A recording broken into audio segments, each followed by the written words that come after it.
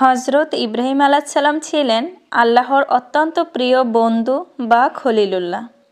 তিনি প্রায় আল্লাহর সৃষ্টির রহস্য বোঝার জন্য নির্জন মরুভূমি ও জনপদে ঘুরে বেড়াতেন। একদিন এক মরুভূমিতে সফর করার সময় তিনি এক ব্যক্তিকে দেখলেন, যিনি গভীর ইবাদতে মগ্ন ছিলেন। তার পরনে পশমের সাধারণ পোশাক, মুখ দিয়ে ঝরছে মাহবুদের প্রেমের সুর।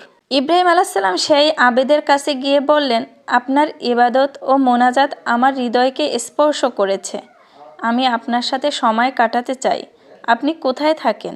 আবেদ উত্তর দিলেন, হে আগন্তুক, আমার বাড়িতে যাওয়া আপনার পক্ষে অসম্ভব, কারণ আমার বাড়ি সমুদ্রের ওপরে, আর যেখানে যাওয়ার কোনো নৌকা নেই।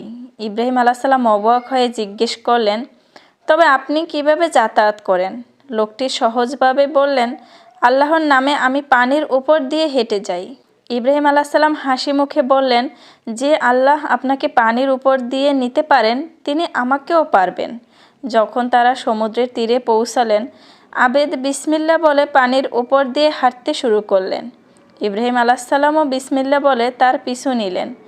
আবেদ তো অবাক, এই আগন্তুকও কোনো মাধ্যম ছাড়া পানির উপর দিয়ে তার সমান বেগে হাঁটছেন।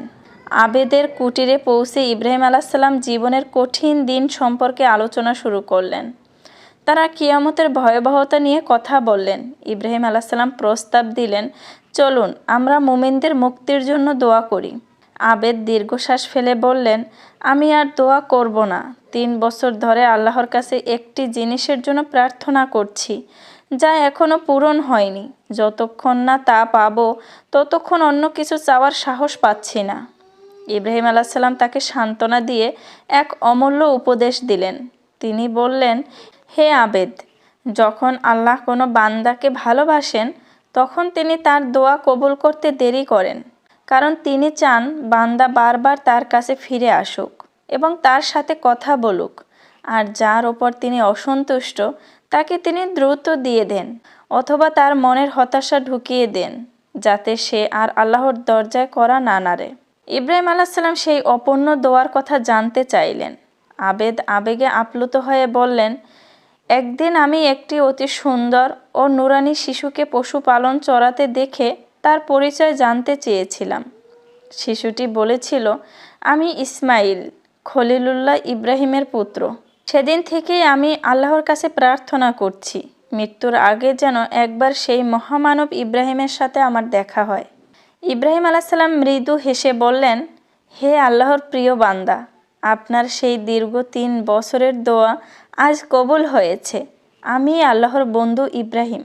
এই কথা শোনা মাত্রই আবেদের চোখে আনন্দের অশ্রু বয়ে গেল। তিনি পরম শ্রদ্ধায় ইব্রাহিম আলাইহিসসালামকে জড়িয়ে ধরলেন এবং মহান রবের শুকরিয়া আদায় করলেন। এরপর আল্লাহর 2 প্রিয় বান্দা একসাথে হয়ে কিয়ামতের ময়দানে মুমিনদের নিরাপত্তার জন্য মোনাজাত করলেন। এই গল্পের শিক্ষা হলো যে, দোয়ায় বিলম্ব হওয়া রহমত। আল্লাহ দোয়া কবুল করতে দেরি করেন, কারণ তিনি আমাদের কণ্ঠে তার নাম শুনতে ভালোবাসেন।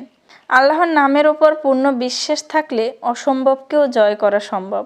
আল্লাহ তার প্রিয় বান্দাদের মধ্যে কোনো না কোনো উসিলায় মিলন ঘটিয়ে দেন।